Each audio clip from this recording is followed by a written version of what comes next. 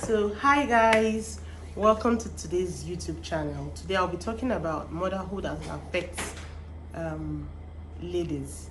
Now, one of the things I'm going to be saying is I respect mothers, and I'm not yet a mother, but uh, being a child and a soon-to-be mother, and I have lots of married people around me. I have seen certain things that they are doing that gives me concern. Also, I have also watched movies. I'm from a Christian home. My dad is more like an elder in the church, and because he's elderly, a lot of people come to him for advice. And I have heard him speak to a lot of people, and I've seen that there are challenges that so many ladies face. And why I thought about this topic was some things happened over the weekend, and I was like, okay, I want to really speak about this because I think that a lot of people need to understand certain things. First of all, I want to say that I appreciate all our mothers, all they are doing. They are good, sacrificing to give birth to a child, spending your time to take care of them and all that. It's not easy.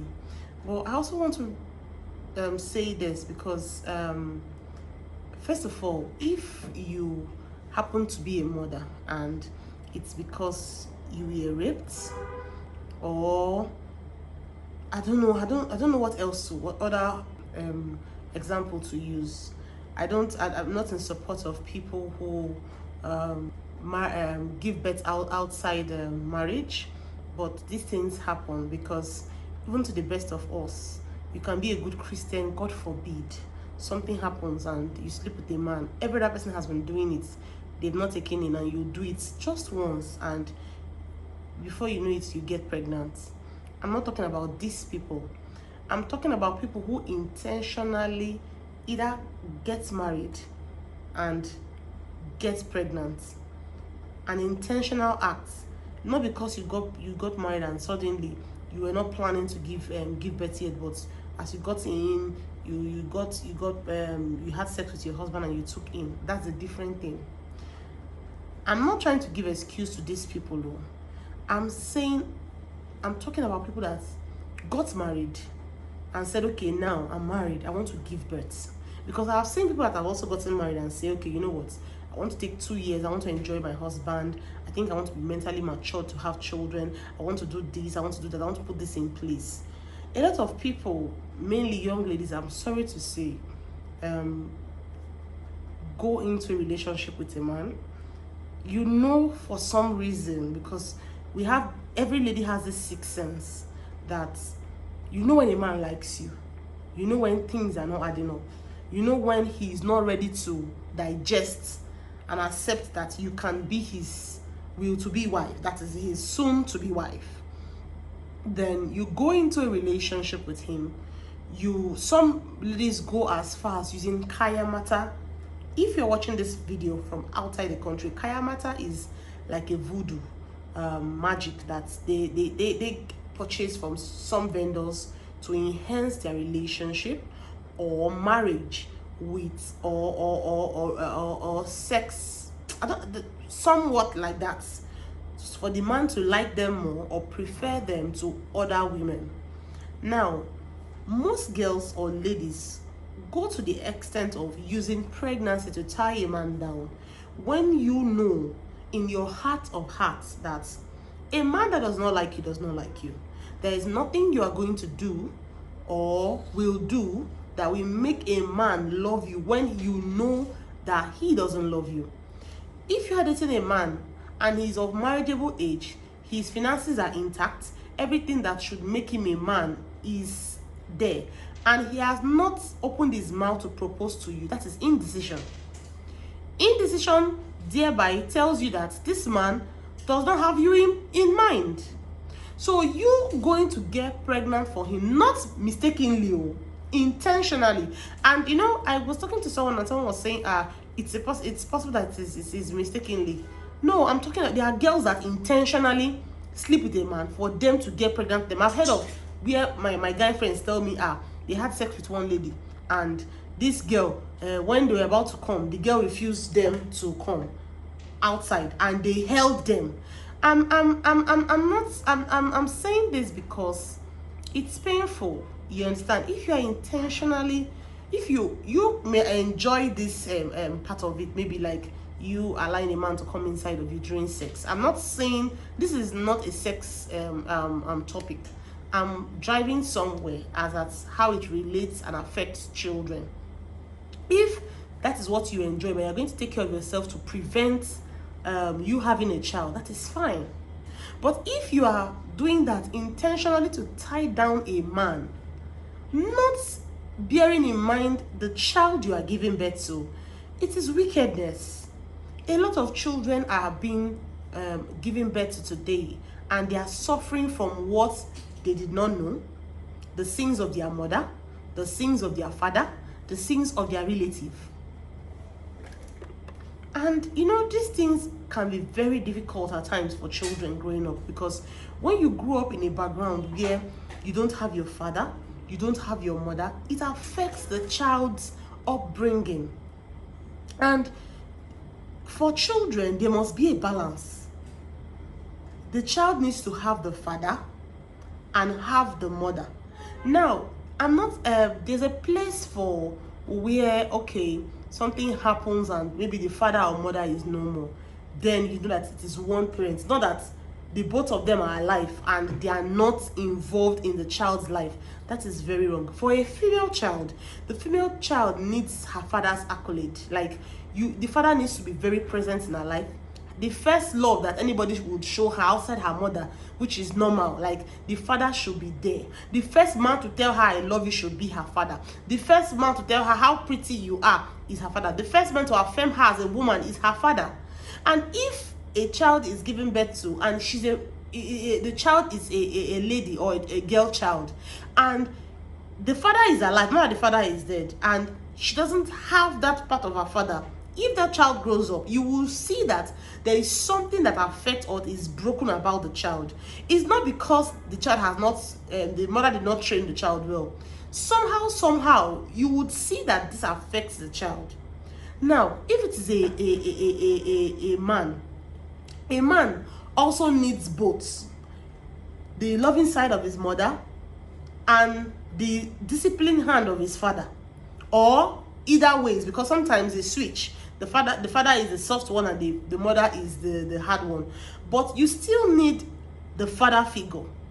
I don't understand why a lot of ladies put themselves through, okay, I've gotten to the age where, like, take for instance, I know of ladies that for some reason did not get married, and they said, okay, since I've not gotten married, let me just give birth to a child, and they are true to it.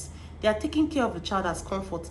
That is very fine. You are very emotionally aware of what you want to do. You know that, okay, now I wasn't fortunate enough to see a man that is responsible, or I wasn't fortunate enough to find love, but I want to give love. Then you take a child and you train the child to your best ability. For one, I keep saying that if you can adopt a child, you are your love has an extra bag, because it is easy for you to give birth to a child and love the child. For you to adopt another child, love that child as equal as the child that you have, then your love is boundless. Because a lot of people will say, oh, I'm not bad, I'm not this, until you give birth to your child and have another person live in your house that you did not give birth to and intentionally love, bath that child with love. Then I'm not sure that you're in a position to say that, oh, you can shower anybody with love. Showering someone with love that you did not give birth to, it shows an immense measure of love that you are soaked in. Because a child that you gave birth to, you took the child in your womb, you know how you went the process of the child, so it is just natural. But loving someone that you don't know how they gave birth to the child, you don't even know the story or the history behind the child, and you take the child and you love the child intentionally, that is, it's I can't really marry it to the love of Christ and us, but you can see that we are all adopted children. Because if you check, we got into Christianity by adoption, and now we are now children of God, giving our lives to Christ. I don't know if you are marrying, you can marry what I'm saying. Now, not trying to diversify. What I'm trying to say here is, we need to get to the place where if you are going to have a child, be intentional about your child. I see a lot of parents where they give birth to their child, they are not there to pick up the children. The child has their, if it's a female child, the first menstruation, you don't know when the child starts the first menstruation. It's the house girl that gives the child all that she should know, meaning that the information would not be passed well. If the man has wet dreams, he doesn't get the information from his parents. He gets third-hand information from his colleagues or his classmates or your houseboy. That is how child abuse gradually begins to set in, because you did not do your job. I'm appealing to young ladies that stop looking for how to tie men down with children.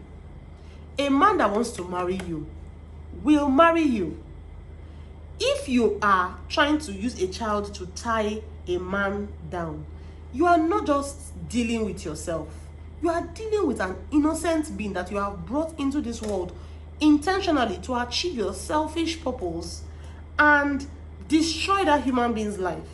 Because sometimes we realize these things early, and other times we realize it late. Oh, it didn't start off as what I planned. As the child comes, you begin to love the child even more than yourself, even more than the so-called man that you wanted to use the child to tie down. Then you realize that the man that you did it for was not worth it. Then you begin to struggle. This will affect the child mentally. It will affect the child spiritually. It will affect the child psychologically. It will affect every part of the child. And you know, this is why you see broken adults. Because if you check a child that was well trained, had both father and mother, like I said, I'm not talking about people that either parents died. That is a different ball game. If your mother or father died due to one issue or the other, and you are with one single parent, it's a different thing, because now you know that, okay, the father is no more in the picture, but it's only the mother and she's going to do all. But it's different from the child knowing that, oh, my father is in Kaduna, my mother is in Abuja, I'm staying with my mother, my father is wanting, and the child watch to see that the father never was in his life till the age of 18, 30, 40. This is what carries and makes either ladies resentful or men resentful. And they carry it from that young, early age to an adult age. You see those things work in their relationship. You see those things work in their marriage. And I think that the society might have not understood the fact of what a home does to the child and the society at large. Because it's a graduation thing. Every person is born into a home, or is born to someone that came from a home. And the person will definitely go from that house or that person or that home into the society. Then we begin to have funny kind of people.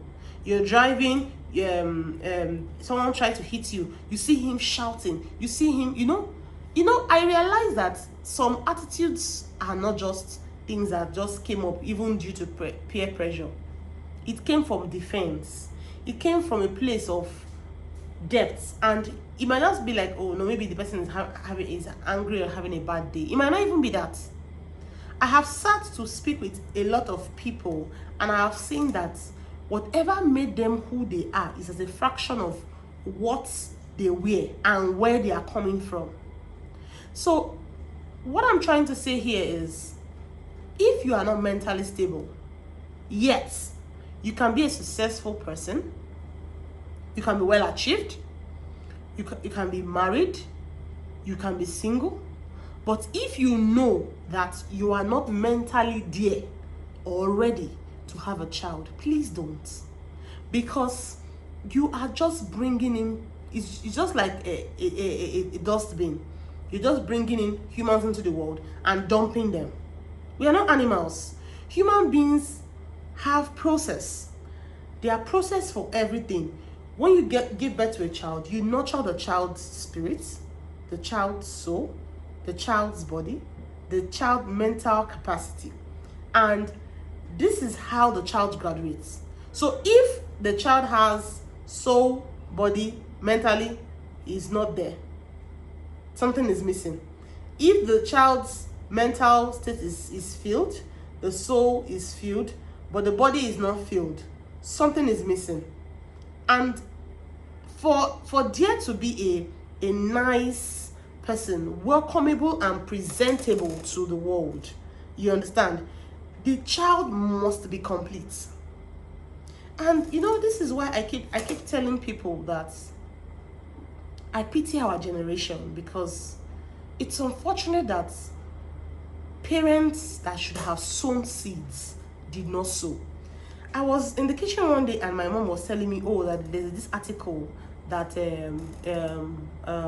she read, that a child was saying she's going to curse her mom because her mom did not teach her how to cook, and she's married now, and that her mates are learning how to cook and she cannot cook. This person is an elderly person. Yes, I think she can't be less than 20. So she has mind to know that, okay, if your mother did not teach you how to cook, there is YouTube. You can buy books to learn how to cook. You can meet friends to teach you how to cook. Now, I was fast to correct and say the lady is wrong, but I had a rethink. Yes, the lady is wrong, but the mother too had a part to play. How did you spoil a child to the extent that the child cannot cook? Male or female, this thing is not, oh, I'm a male child, so I shouldn't be in the kitchen. It's rubbish. We are gone past that age. If you are a man and you get married, you should be able to take care of your children if your wife is not around. It shouldn't be that, oh, mommy is not around, so we have to eat takeouts. Every time takeouts. You can't make home-cooked meals for your children. Now, it comes to, let's boil down to religion. Another thing that I've seen now is how lots of parents don't go to church anymore. If you remember or recall how it used to be for us, if you are above 30, or let me even not say 30, let me say 25 at least. Let me put 25 above.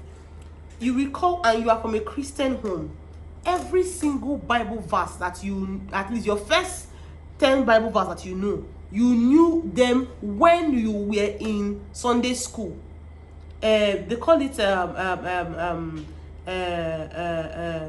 children's church.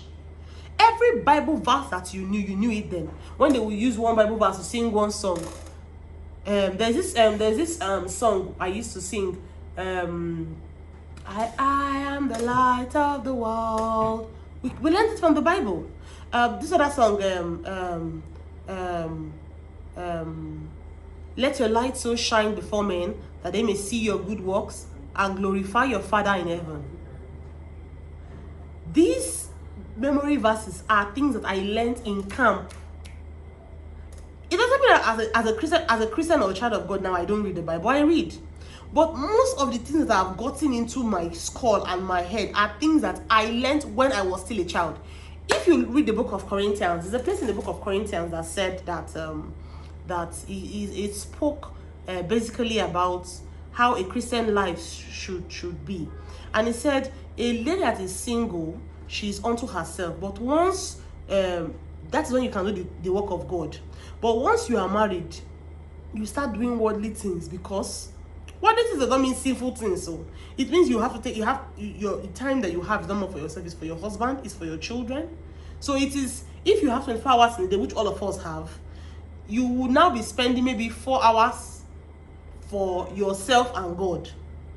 Which, if it's before, you can just take a day off and say, you know what, I'm not eating, I'm not cooking, I just want to be in the presence of God. I'm saying this as it regards Christians. If you see the Muslims, from childhood, they train you. You go to Elekewu. I'm a Yoruba person. I don't know what they call it in English. They go to these classes where they teach them and imbibe them into their Quran.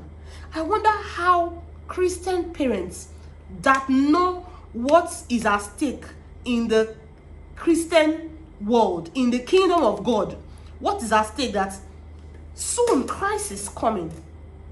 If Christ is coming and we are to preach the gospel to the children, who are we leaving when we are going?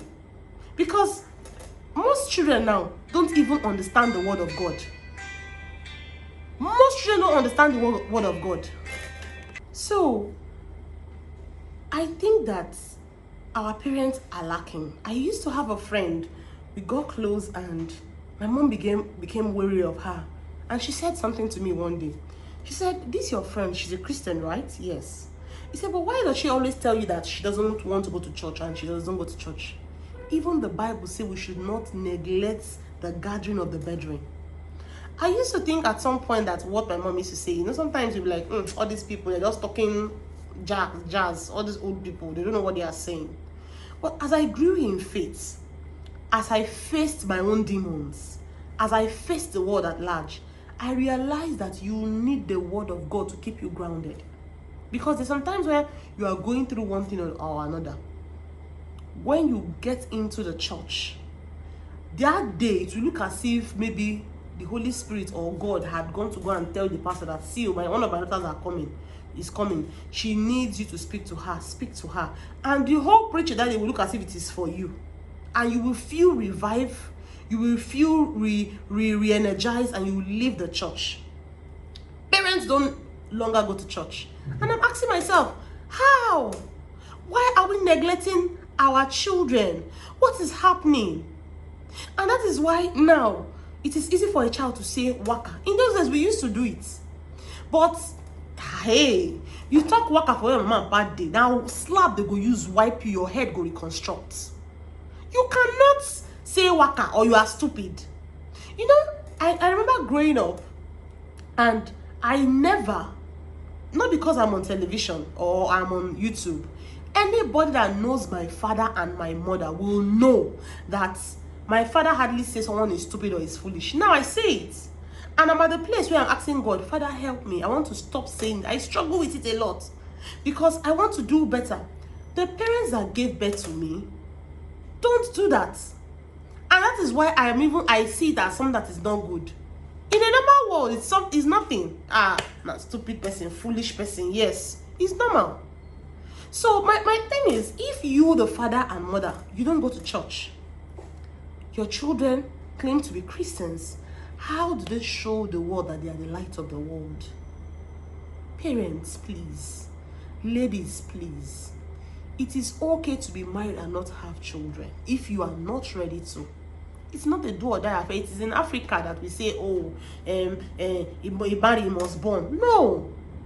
It is, you can decide by yourself to say, you know what, I don't want children, if you know you are not ready for it. Because being a mother, being a father is a whole ball game. It's a game changer for everybody. Because you begin to give even when you don't have anything to give. Even when there is no food in the house. Take for instance, maybe there is only rice, there is no fish, there is no plantain, there is no chicken. And you usually made meals with chicken, fish, and all those things. Your brain will begin to calculate, okay, how do I make with sausage and there is no chicken? Okay, how do I make tofu look like chicken? You're not a vegetarian now. This is you just trying to make sure that your child eats balanced diet and at least does not feel that you don't have it in the house. Meanwhile, if it is only you will manage your thing. I appeal to every young lady out there. If you are not ready and you have not found a suitable partner, now I'm getting to where a suitable partner is. I listened to one thing that Kingsley Okonkwo said, because I listen to him a lot. I listen to Kingsley Okonkwo a lot. I listen to there's this other guy on YouTube, but I don't know why I can't pick up his name now. But whenever I pick up his name, I'm going to speak about him. He said something one day. He said that marriage is not just about you. It's about your children. So if you are getting married to a man because, oh, you feel he loves you, but he's a selfish person, he beats you, you are a selfish mother, because you are introducing a beater into your child's life. You are introducing a selfish man into your child's life. If he has bad character, of course, he's not just introducing, he will even carry their genes. We need to be very careful on the choices we make in life. I'm not saying that there are no rooms for mistakes. It is possible that before you made mistake intentionally and non-intentionally, there's room for change. Please, a lot of children are not happy. You know, I never for once worked in a children department, but I am someone that, I don't know, there's a glue between me and children. I was in the bank recently, I think 2 weeks ago, in Fidelity Bank to be precise. I went to go and get my Fidelity card. So there was this child I saw, and the child was just trying to hug me. And the mother was like, she's a Muslim. And she was like, no, you know, she was like, no. I was like, ma, don't worry. If it's that one, children love me. Growing up, I have trained, if I'm not mistaken, over 20 children that are not my biological child, because I don't have a child. But I have watched them grow from 1, 2, 3, 4, 5, 6, and they confide in me a lot. You want to hear what children say. When they say, do you know that mommy does not support me? Mommy feels this, mommy feels that. As a child, as a parent, your child should be your confidant. If you are the kind of person that when they talk something to, everybody hears it, it is wrong. If your child finds confidence in the house girl, in her friends or his friends, it is wrong. You should be the first model for your child. That is why I'm saying that if you are not ready to give birth to a child yet, please don't go into it. Let children understand that my mommy loves me, my daddy loves me. There's still a balance for, or a place for, discipline. Yes, there's a place, but I will be there for my child. Another thing I noticed with parents, bad character that they have is they allow their child, their friends, tell them how to train their child. I'm wondering, most of the friends you have, all of them are not in your mental state line. Some of them, you are just friends with them maybe because you are academic friends, not because they should be your paddy. So someone that is your academic friend is telling you how to train a child in a godly way. How? Your child is your first priority. Your child is your legacy. If you can't take care of your child, then I don't think there's anything you can take care of. Because I'm not saying that you need to be perfect. You will make mistakes. They will make mistakes. But there shouldn't be any doubt in your child's mind that mommy does not love me, daddy does not love me, mommy cannot be there. Some children don't have doubt that their father loves them or their mother loves them, but they have a doubt that, oh no, mommy is not always there for me. Make out time to be with your child. Any money you are making that will make you not to have time for your child is not worth making, because at the end of the day, you are pumping money into the child. You are not pumping time. You're not pumping effort. You're not pumping good character. You would only give birth to a child that will give you sorrow in old age. 3 things in life. You are responsible for your child at the age. At some point, you share custody. They are responsible. You are responsible. In your nights, when you are old, they are responsible for you. Hey, if you have a child that you did not train up well in your old age, you will be chewing backpack when your mate are chewing gala. Do you know what that means? Wood. You'll be chewing the wood like this.